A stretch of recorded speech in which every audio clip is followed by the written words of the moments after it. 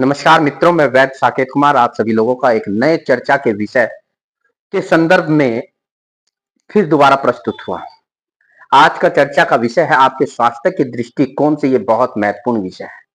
कई पेशेंट की इस पे क्वारीज भी आती है और सभी पेशेंट की यही मानना होती है, यही प्रश्न होता है, यही उनका विचार होता है, क्या वाकई में ही आयुर्वेद द्वारा इस रोग को सही किया जा सकता है? यानी कि कहीं ना कहीं मोटे तौर पर वो गारंटी चाहते हैं। एक टर्मिनोलॉजी होती है गारंटी, व्यापार में जो होता है। देखिए, मैं स्पष्ट कह दूं कि मेरी चिकित्सा जो होती है वो अवेयरनेस चिकित्सा है। मैं जो मेडिकल प्रैक्टिस करता हूँ वो आयुर्वेद की प्रैक्टिस करता हूँ, और चूंकि वहां प्रैक्टिस शब्द ऑलरेडी ऐड हुआ है, तो आप मेरे से किसी भी प्रकार की गारंटी की तो उम्मीद ना करें। आपको बहुत चिकित्सक ऐसे हैं विभिन्न रोगों में गारंटी जरूर देंगे, आप उनके पास जाइए तो ज्यादा बेहतर है। क्योंकि आप जिस अपेक्षा को लेके मेरे पास आते हैं, मैं अपना पूरा ज्ञान, पूरी एनर्जी आपके शरीर की प्रकृति के अनुसार, आपके रोग की क्रोनिसिटी के अनुसार अपना बेस्ट देने का प्रयत्न करता हूं। लेकिन मैं आपको वो आश्वासन नहीं दे सकता प्राइमरी विजिट में या शुरुआत के दौर में कि आपका रोग पूर्णतः सही हो ही जाएगा, क्योंकि मुझे अपने शरीर का ज्ञान नहीं है, अपने शरीर की गारंटी नहीं है। तो ऐसे में मैं आपके शरीर की गारंटी लूं और एक गारंटर बन जाऊं, ईश्वर की उपाधि को अर्जित कर लूं, ऐसा संभव मेरे लिए नहीं है। खैर, चर्चा का विषय है घुटनों की रक्षा कैसे करें। आयुर्वेद घुटनों के दर्द पर क्या अपना व्यू रखता है, क्या इसके लक्षण होते हैं, क्या आयुर्वेद द्वारा घुटनों के दर्द से निजात पाई जा सकती है, इसी चर्चा के विषय पर आज चर्चा करेंगे। मित्रों, 40 के पास तक आप बिल्कुल रॉयल जिंदगी जीते हैं। जब तक आपकी आयु 40 वर्ष की होती है, तब तक आपको किसी भी प्रकार का मूवमेंट में लैक ऑफ मोशन नहीं दिखता। लेकिन जैसे जैसे हमारी आयु आगे बढ़ती जाती है, हमारे अंदर वात दोष प्रकोपित होता रहता है। हम अगर आयु को 3 डिवीजन में डिवाइड करें, बाल्यावस्था, युवावस्था, वृद्धावस्था, तो बाल्यावस्था में हमारे दोष में ऑलरेडी कफ दोष की प्रधानता रहती है, युवा अवस्था में पित्त दोष की प्रधानता रहती है, और जैसे जैसे आयु स्टेप बाय स्टेप प्रति वर्ष बढ़ती रहती है, तो हमारे शरीर में वात दोष प्रकोपित होता रहता है। ऐसे में यह जानना जरूरी है कि हमारी आयु से संबंधित कुछ बीमारियां हैं, वो निश्चित रूप से हमको होंगी ही होगी।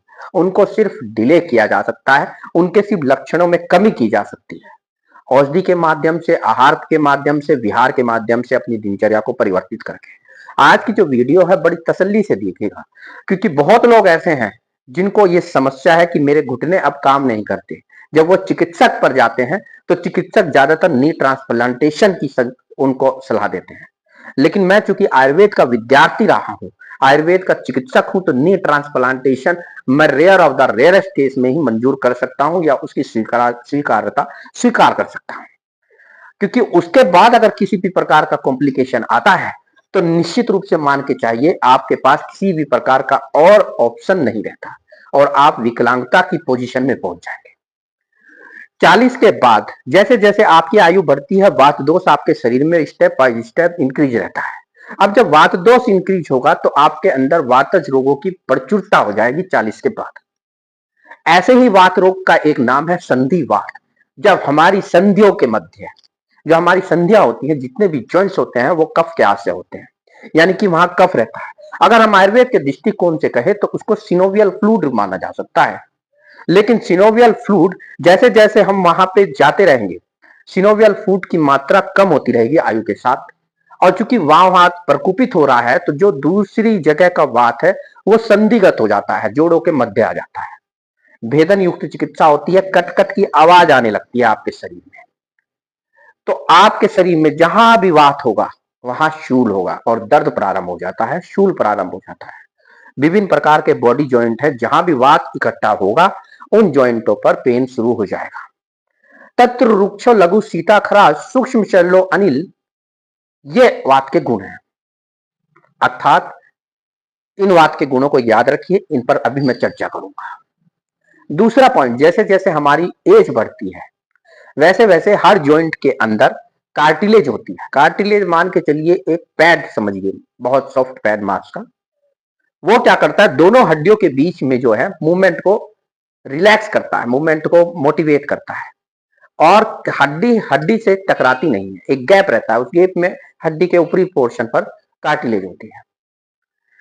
उस कार्टिलेज के होने से आपको किसी प्रकार का फ्रिक्शन नहीं होता, क्योंकि जॉइंट जो जानू संधि है, जो आपका नी जॉइंट है, जो आपका घुटना है, उसे जानू मर्मी कहा गया है।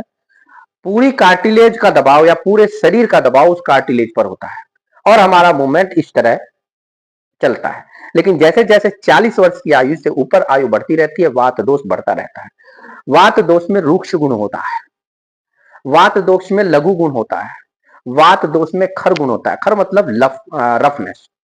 रूक्ष लघु सीता खरा ठंडा गुण होता है। तो ये सारे गुण वहां पे क्षय करते हैं। क्षय का मतलब होता है किसी चीज को डिक्रीज होना, किसी चीज की मात्रा कम होना। तो सिनोवियल फ्लूइड की मात्रा कम हो जाती है, जिसे सामान्य भाषा में आप ग्रीस कहते हैं बहुत लोग, और कहते हैं घुटनों की ग्रीस खत्म हो गई है। ये एक सामान्य लैंग्वेज है। वो सिनोवियल फ्लूइड होता है।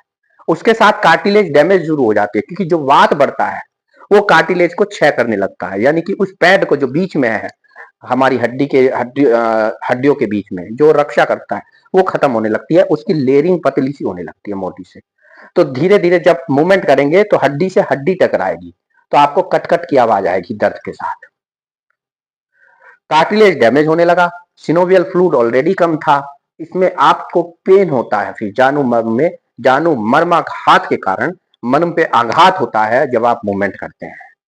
ऐसी अवस्था में, चूंकि ये मेन जॉइंट है और सबसे बड़ा जॉइंट है, पूरे शरीर का वजन इस पर रहता है, तो जो मोटे लोग होते हैं या जिनका वेट ज्यादा होता है, जो 20 पर्सनैलिटी होते हैं, उनमें तो बहुत असहनीय पेन होता है, वो मूवमेंट नहीं कर सकते। एक लक्षण आता है जी, चलते हुए कोई दिक्कत नहीं होती, चल के बैठ जाओ और बैठ के फिर उठो तो फिर दिक्कत होती है। कारण, उसके कारण यह है कि वात ऑलरेडी जब मूवमेंट में रहता है तो चीज चलती रहती है। जैसे ही आप बैठ गए तो एक लंबे समय तक बैठने के बाद आप वहां वात ज्यादा प्रकोपित हो जाता है, और जैसे ही मस्कुलर स्पाज्म की कंडीशन आती है, आपकी निकट की जो मांसपेशियां है वो रिलैक्स मोड में चली जाती है। जैसे ही उठते हैं उन पर जोर पड़ता है, तो वही पेन जो अस्थिगत पेन था, बोन के कारण पेन था, संधिगत पेन था, वही मस्कुलर पेन बन जाता है। तो आपकी बोन में भी डिफेक्ट आ गया, आपके जॉइंट में भी डिफेक्ट आ गया, और आपकी निकट की जो मांसपेशियां हैं, लिगामेंट है, टेंडन है, मसल्स है जॉइंट की, उसमें भी आ जाता है। अंत तो गत्ता जब टकराहट इतनी बढ़ जाती है, हड्डी की हड्डी, वहां पे कार्टिलेज डैमेज हो जाती है, तो वहां पे सूजन की स्थिति आ जाती है आंतरिक, अंदर की ओर, जिसे हम इन्फ्लेमेशन कहते हैं मेडिकल साइंस में।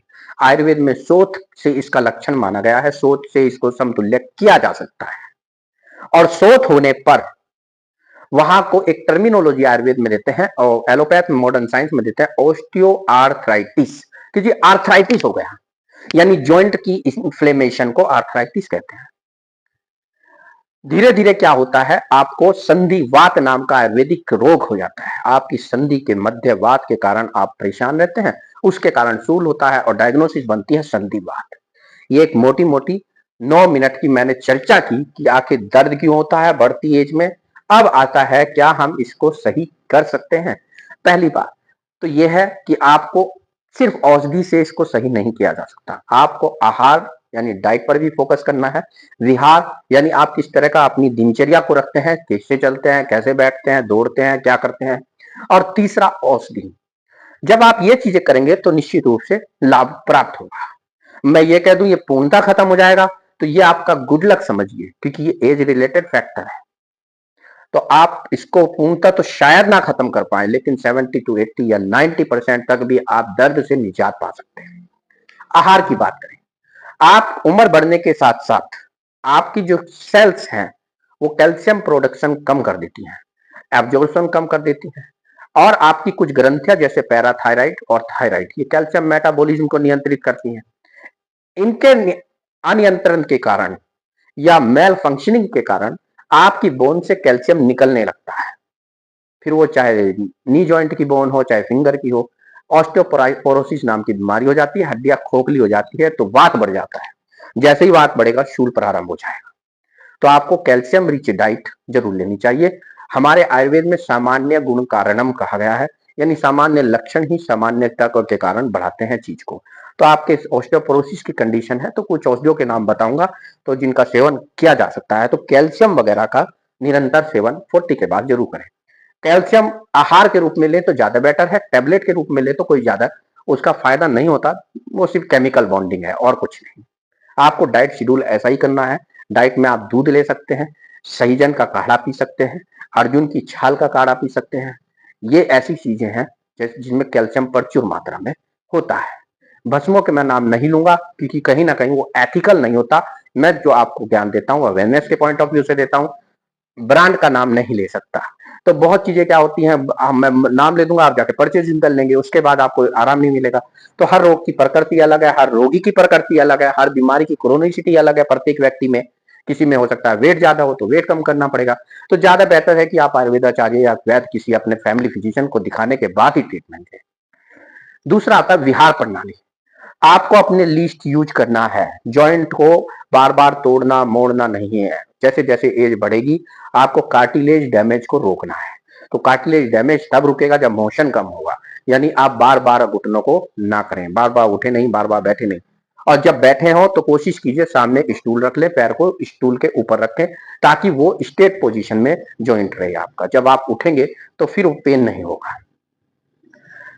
आपको हल्का फुल्का व्यायाम करते रहना चाहिए ताकि आपका वेट रिड्यूस हो। कोशिश कीजिए वेट को किस तरह कम किया जा सके ताकि जॉइंट पर कम से कम प्रेशर पड़े। बार बार उगड़ू ना बैठे। आजकल वेस्टर्न टॉयलेट है, कोशिश कीजिए उनका उपयोग कीजिए।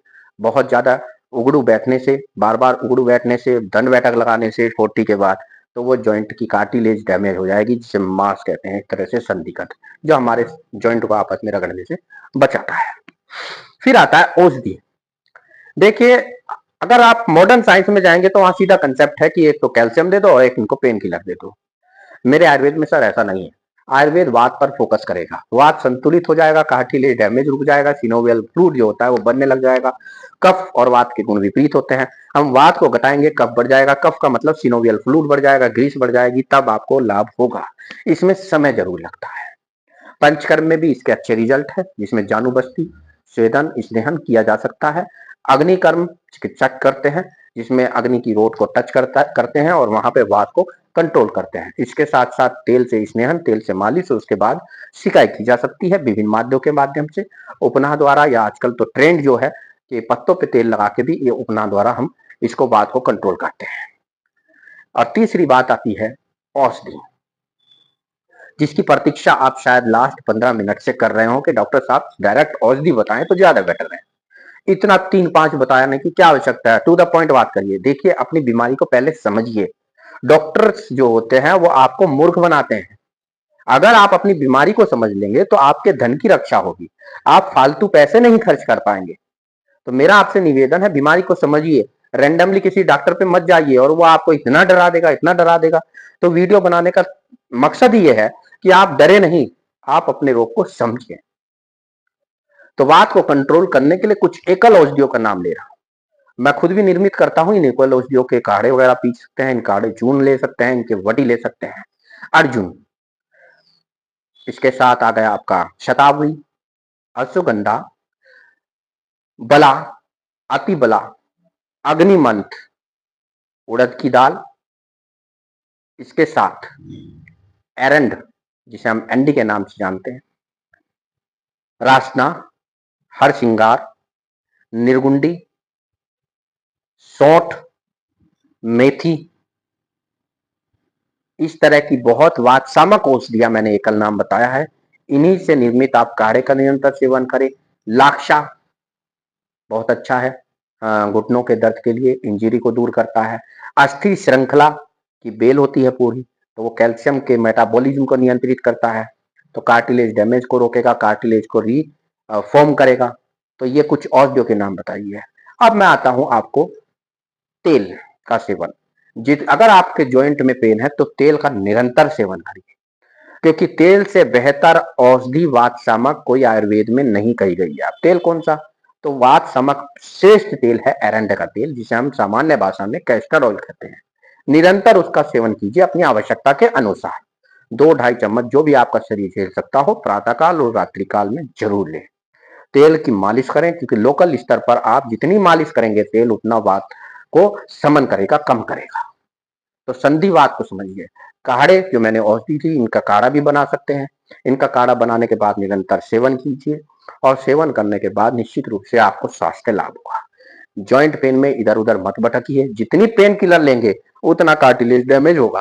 क्योंकि दोनों ही विपरीत है। दर्द तो सही हो जाएगा कुछ समय के लिए, लेकिन कार्टिलेज डैमेज जो है वो बढ़ता है। तो संधिवात को समझिए और गारंटी किसी चीज की चिकित्सक से मत मांगिए। ये व्यापार नहीं है, चिकित्सा प्रणाली एक व्यापार नहीं है सर। व्यापार तो आजकल एमएनसी कंपनियों में बना दिया है, फार्मा कंपनियों ने बना दिया है, लालची डॉक्टर्स ने बना दिया है। तो इसको व्यापार ना समझिए और हर किसी से आप ये अपेक्षा भी नहीं कहीं कि पहली विजिट में वो ये कह देगा हाँ जी बिल्कुल 100% सही हो जाएगी। तो वो आपको धोखा दे रहा है, वो खुद को धोखा दे रहा है। ऐसे चिकित्सक चूज कीजिए जो स्पष्टवादी हो, जो अपनी सीमाओं को बता सकते हैं कि जी मैं इतने प्रतिशत मात्रा तक इसको सही कर सकता हूँ। एज रिलेटेड फैक्टर है। तेल का सेवन निरंतर सेवन करते हैं, लगाने में भी सिकाई में भी, और जो तेल जितना वातसामक होगा वो उतना ही अच्छा कार्य करेगा। कुछ औषधियों के जो मैंने नाम बताए थे उन औषधियों का सेवन जरूर करिएगा किसी भी प्रकार से, लेकिन मैं फिर भी ये दूंगा, ये अवेयरनेस वीडियो है, आप कृपया करके अपने किसी आयुर्वेद आचार्य से जो प्रशिक्षित हो, वैद्य से या अपने फैमिली फिजिशियन से डिस्कस करें, समस्याओं को समझें और उसके बाद ट्रीटमेंट लें तो ज्यादा बेटर है, ज्यादा परिणाम अच्छे होंगे।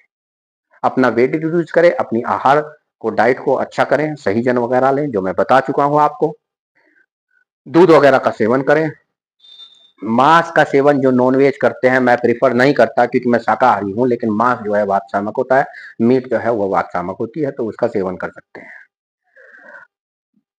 कटु तिक्त कसाय यानी कसेला जिनका टेस्ट हो, तीखा जिनका टेस्ट हो मिर्च की तरह, या कड़वा जिनका टेस्ट हो, ऐसे आहार से दूर रहें। ज्यादातर मीठा, खट्टा और नमकीन ये वात को समन करते हैं, वात को कम करते हैं। मोरल ऑफ द स्टोरी ये है, किसी भी तरह आप वात को बढ़ने से रोकिए, उसे कम करिए। सिनोवियल फ्लूइड की मात्रा, कफ की मात्रा होती है, कफ को प्रमोट कीजिए। और आपकी जो कार्टिलेज डैमेज है, वहां पैड है हड्डियों के बीच में जॉइंट में, उसकी लेंथ, उसकी जो विड्थ है उसको मेंटेन कीजिए, उसकी चौड़ाई मेंटेन करें, वो घिसे नहीं। तो वो कार्टिलेज को आप इस तरह मेंटेन कर सकते हैं। कुछ एकल औषधियों के नाम बताए हैं मैंने, लेकिन फिर भी चिकित्सक से संपर्क करें तो ज्यादा बेहतर है। वीडियो अगर अच्छी लगती है, इसी तरह के विषय मैं आपके सामने रखता रहूंगा, प्रस्तुत होता रहूंगा। मेरी वीडियो को लाइक, कमेंट, शेयर और सब्सक्राइब करना आपका विवेक है।